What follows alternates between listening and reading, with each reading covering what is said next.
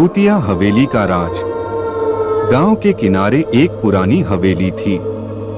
लोगों का कहना था कि वहां जो भी गया कभी लौटकर नहीं आया। हवेली के आसपास की जगहें वीरान थीं और रात को वहां से अजीब-अजीब सी आवाजें आती थीं। राघव, जो एक निडर और जिज्ञासु युवक था, इन अफवाहों पर विश्वास नहीं करता था। उसने ठान लिया कि वह इस रहस्य का पता लगाएगा। राघव ने अपनी टॉर्च और एक छोटा चाकू लिया और हवेली की ओर बढ़ गया।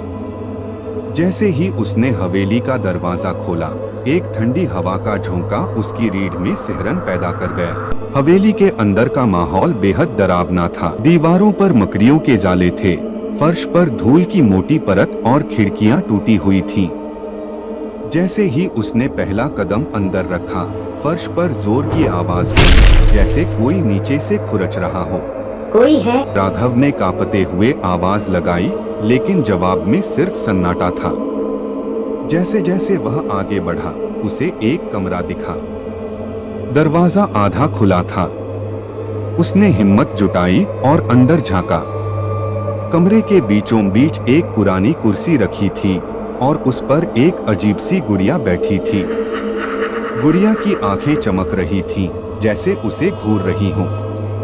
अचानक कमरे का दरवाजा अपने आप बंद हो गया। राघव ने दरवाजा खोलने की कोशिश की, लेकिन वह हिल तक नहीं रहा था। तभी उसे किसी के कदमों की आहट सुनाई दी। वह पीछे मुड़ा तो देखा कि गुड़िया अब कुर्सी पर नहीं थी। कौन है? राघव ने डरते हुए पूछा। तभी गुड़िया की हंसी गूंज उठी और उसके पास आ रही थी।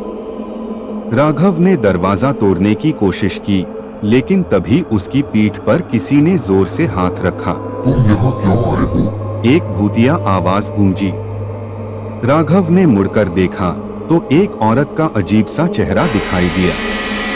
उसकी आंखें गहरी लाल थीं और उसका चेहरा जलने के निशानों से भरा हुआ था।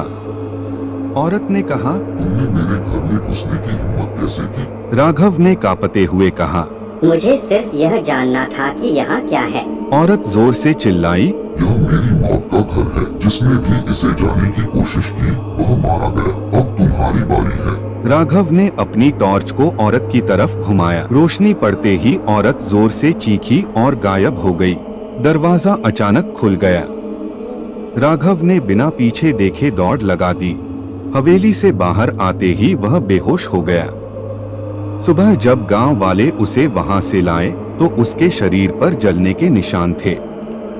होश में आने के बाद उसने सारी घटना सुनाई। गांव के बुजुर्गों ने कहा, वह औरत इस हवेली की मालकिन थी। हवेली में आग लगी थी और वह उसमें जलकर मर गई। उसकी आत्मा तब से यहाँ भटक रही है। लेकिन कहते हैं उस रात के बाद भी जब वह सोता था तो उसे वही भूतिया औरत सपनों में दिखाई देती थी, मानो उसे हमेशा के लिए अपनी हवेली बुलाने की कोशिश कर रही हो।